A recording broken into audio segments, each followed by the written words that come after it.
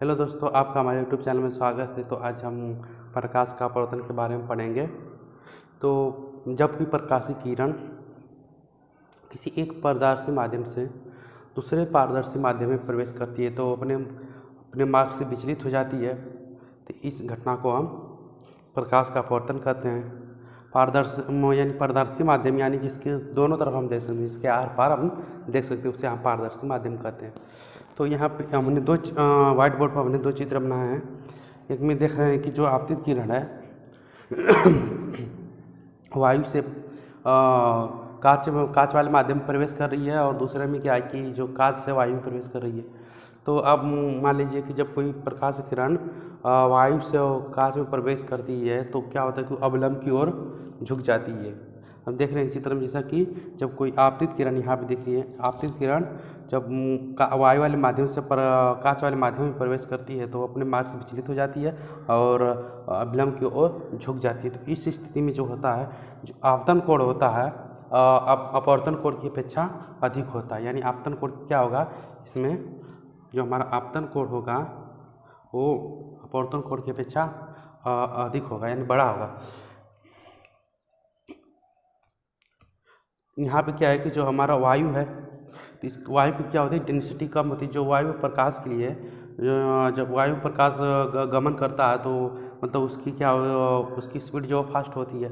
इसका मतलब कि उसमें जो उसका जो घनत्व होगा और डेंसिटी होगी वो बहुत कम होगा वायु में। और जब कांच से होकर गुजरती है तो उसकी क्या घनत्व बहुत अधिक होता है, प्रकाश की घनत्व बहुत अधिक होता है, जिसके कारण अवलंब की ओर झुकती है और उसकी स्पीड भी स्लो हो जाती है।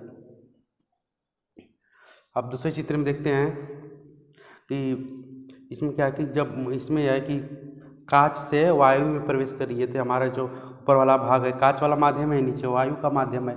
तो जब यहाँ पे देख रहे हो आपतित किरण जो है, जब कांच वाले माध्यम से वायु वाले माध्यम में प्रवेश करती है तो अवलंब से दूर दूर चली जाती है, अवलंब से क्या दूर चली जाती है। तो इस स्थिति में क्या होता है कि जो हमारा अपवर्तन कोण होगा आपतन कोण की अपेक्षा अधिक होगा।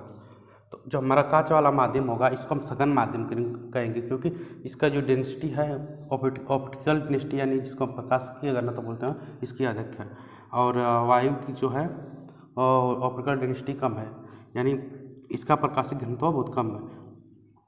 इसमें क्या आप देख रहे हैं, इसमें जो है इसमें इसकी जो मतलब हमारा जो इसमें क्या होगा कि जो प्रकाश की जो चाल होगी स्पीड वो इसमें अधिक होगी और कांच वाले माध्यम में कम होगी। यदि हम प्रकाश का स्पीड इसमें अगर v माने और इसमें v1 और यदि इसमें v2 माने तो इसमें क्या होगा कि हमारे जो v2 होगा वो v1 की अपेक्षा अधिक होगा, और इसमें v1 v2 की यानी दूसरा वाला माध्यम का v2 तो उसकी अपेक्षा v1 में अधिक होगा, यानी v1 चाल जो होगी अधिक होगी पहले वाले माध्यम की।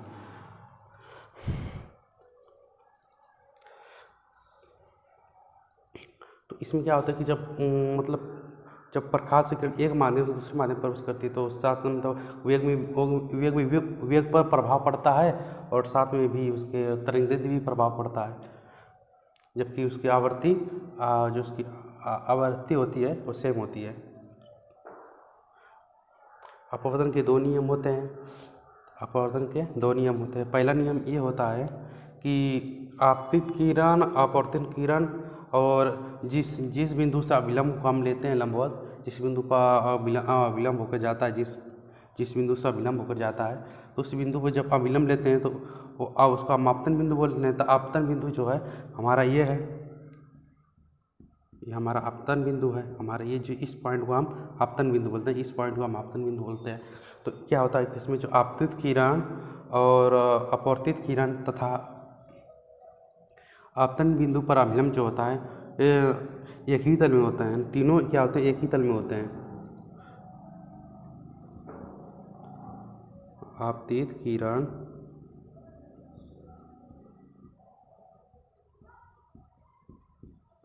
अपवर्तित किरण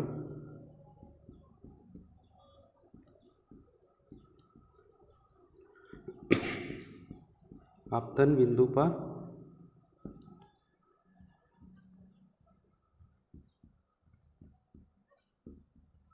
लंब तीनों एक ही तल में होते हैं।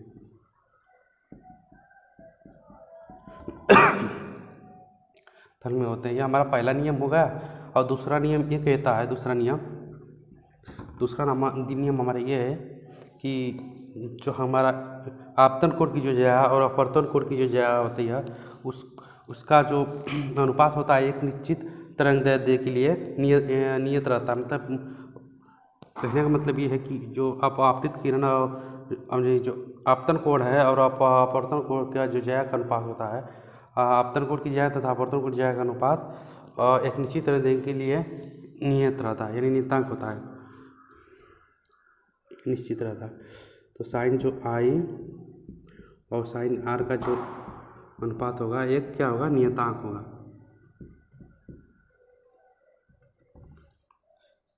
क्या हुआ, और ये नियतांक मतलब नियत कब आता है, निश्चित तरंगदैर्ध्य के लिए, मतलब किसी एक ही रंग के प्रकाश के लिए साइन और साइन आई और साइन आर का जो अनुपात हो नियतांक रहता है। तब नियतांक क्या है कि जो एक माध्यम के सापेक्ष पहले वाले माध्यम के साथ दूसरे माध्यम का क्या है, अपवर्तनांक है।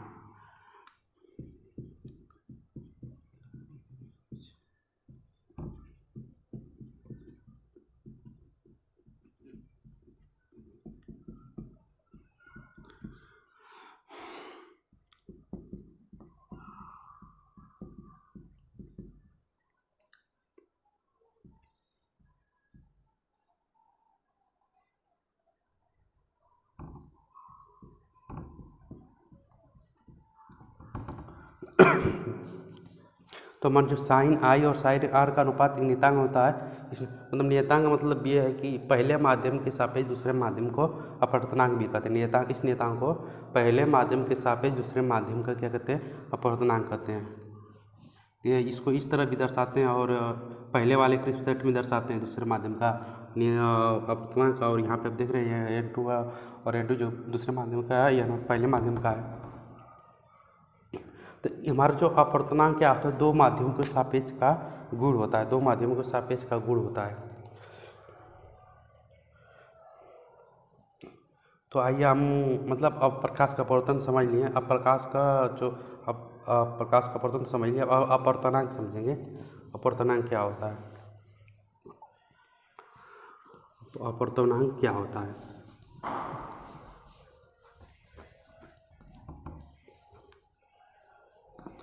हमारा जो अपवर्तनांक इसको कहते हैं, इसके बारे में थोड़ा समझ लेते हैं। अपवर्तनांक के बारे में, हमारा अपवर्तनांक क्या है।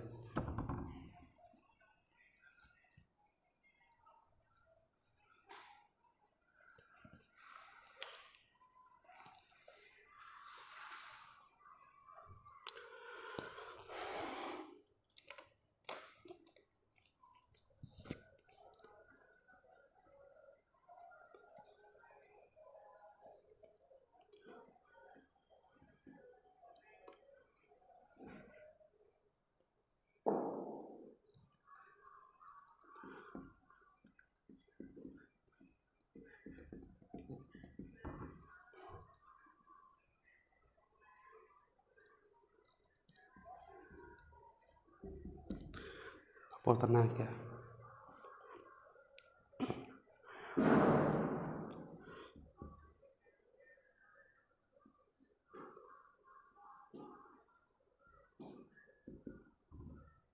विलंब होगा।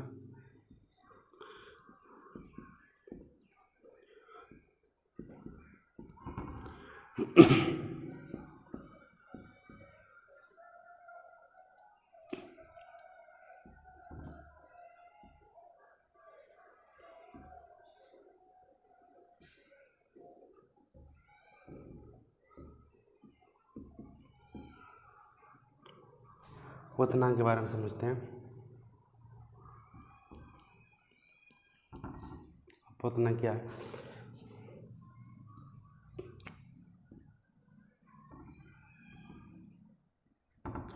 तो अपवर्तनांक जो होता है हमारा, वो जब हम किसी माध्यम जो होता है, माध्यम का जो प्रकाशिक घनत्व होता है, माध्यम का जो प्रकाशिक घनत्व होता है, जिससे हम कांच ले लें या करते हैं, पानी ले लें या तेल ले लें, उनका जो प्रकाशीय घनत्व होता है उसको यदि हम किस चीज़ में नापते हैं तो उसे हम अपवर्तनांक कहते हैं।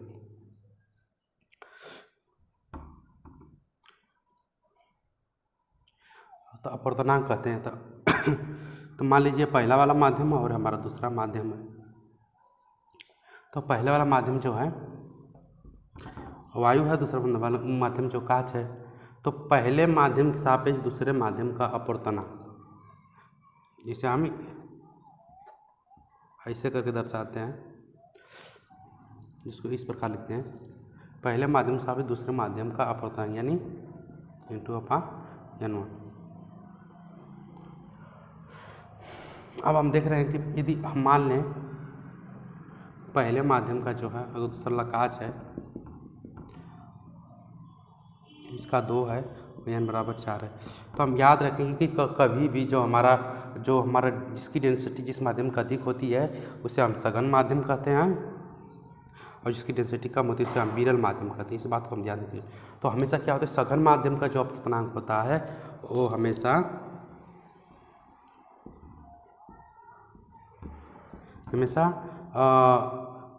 विरल वाले माध्यम के अपवर्तनांक से अधिक होता है। यहाँ पर आप देख रहे हैं N2 क्या है, ग्रेटर देन है N1 के अपेक्षा।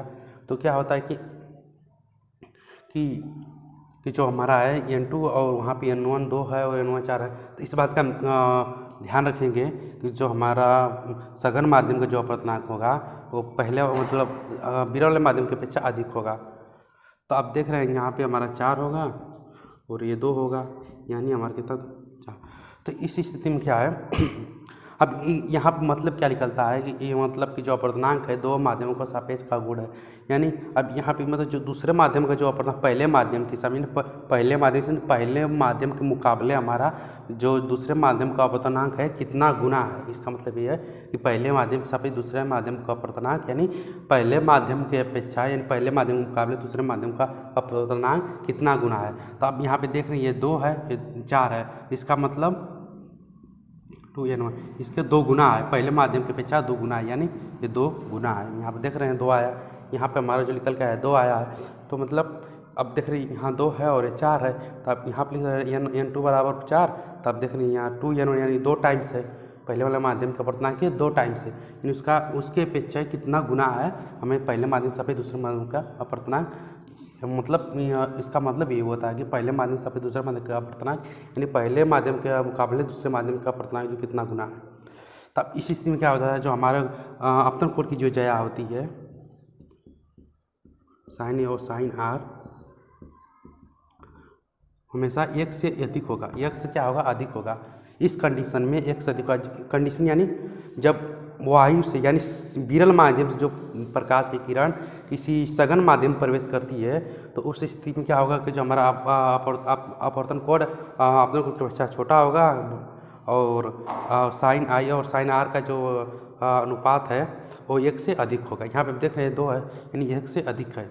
तो इस कंडीशन में होगा जब ऊपर वाला माध्यम जो सघन विरल होगा, ऊपर वाला माध्यम विरल होगा और नीचे वाला सघन होगा। तो इस स्थिति में क्या होगा, साइन आई और साइन आर का मान में से 1 से अधिक होगा। अब यहाँ पे देख लेते हैं। तो हमारा ऊपर वाला कांच वाला माध्यम है, नीचे वायु वाला माध्यम है। यदि हम इसको इसी n 2 मान लें और यदि इसको तो हम जानते हैं कि हमेशा कांच वाले माध्यम का अधिक होता है। यदि उसको हम 3 मान लेते हैं और इसको हम 2 मान लेते हैं तो हम निकालते हैं यहाँ पे पहले वाले माध्यम के साथ दूसरे माध्यम का अपवर्तनांक। इसको इस प्रकार भी लिख सकते हैं W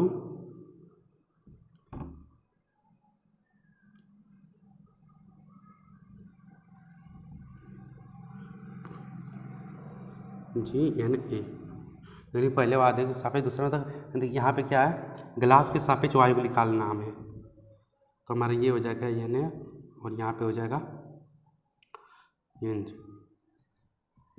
जिसे हम N2 या N1 कहेंगे। तो हमारा क्या यहाँ पे ये 2 होगा और हमारा ये 3 होगा। तो हमें इस स्थिति में क्या होता है, कांच वाला अधिक है, 3 है और वो वाई वाला कम है, तो इसको अगर हम भाग देंगे 2/3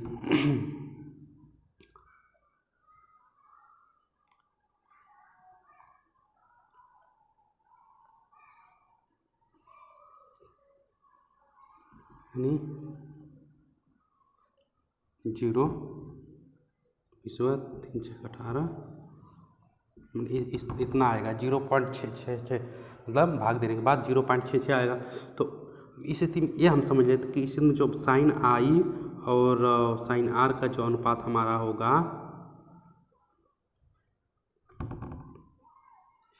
एक से हमेशा छोटा होगा। क्या होगा, साइन आई और साइन का अनुपात का जो निकलेगा यहाँ पे 0.66 है, तो मतलब 1 से क्या होगा, हमेशा छोटा होगा, इनका जो अनुपात छोटा होगा। और एक बात ये है कि इसमें जो हम बता दें आपको, यहाँ पे n2 है तो हमारा जो n1 होगा n2 से अधिक होगा, और यहाँ पे जो n1 है यहाँ पे n2 अधिक होगा। तो हमेशा कांच वाले माध्यम का अपवर्तनांक अधिक होता है। तो जिस माध्यम का अपवर्तनांक अधिक होगा उसमें क्या होगी, प्रकाश की चाल कम होगी। जिस माध्यम का अपवर्तनांक अधिक होगा उसमें क्या होगी, प्रकाश की चाल जो होगी कम होगी। यानी अपवर्तनांक है वो प्रकाश की चाल के विपरीत है। अपवर्तनांक क्या है, प्रकाश की चाल के विपरीत है। यानी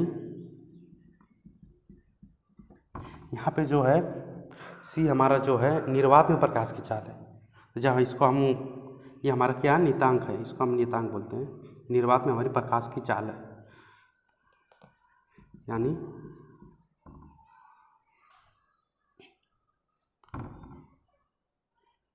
जो हमारा होगा, जो इसमें जो इस माध्यम जो प्रकाश की चाल होगी वो हमारी इतनी होगी, यानी V बराबर C/, यानी n जो है हमारा ये अपवर्तनांक है।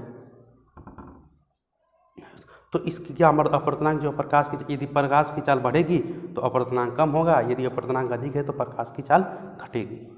मतलब एक दूसरे के विपरीत हैं। मतलब अपवर्तनांक क्या कहता है, यदि हम यहाँ पे क्या वो ये निर्वात में प्रकाश की चाल और माध्यम में प्रकाश की चाल का अनुपात होता है, तो उसे हम अपवर्तनांक कहते हैं। यानी निर्वात में प्रकाश की चाल और माध्यम प्रकाश की चाल जो है V है, और निर्वात में प्रकाश की चाल C है। तो ये दोनों मतलब दोनों का अनुपात जो है वो अपवर्तनांक है। दोनों का जो अनुपात है वो अपवर्तनांक कहलाएगा। यदि दोस्तों आपका हमारे वीडियो समझ में आया हो तो प्लीज़ हमारे चैनल को सब्सक्राइब कर दें, लाइक कर दें, और फिर अगले वीडियो में मिलेंगे। तब तक के लिए धन्यवाद।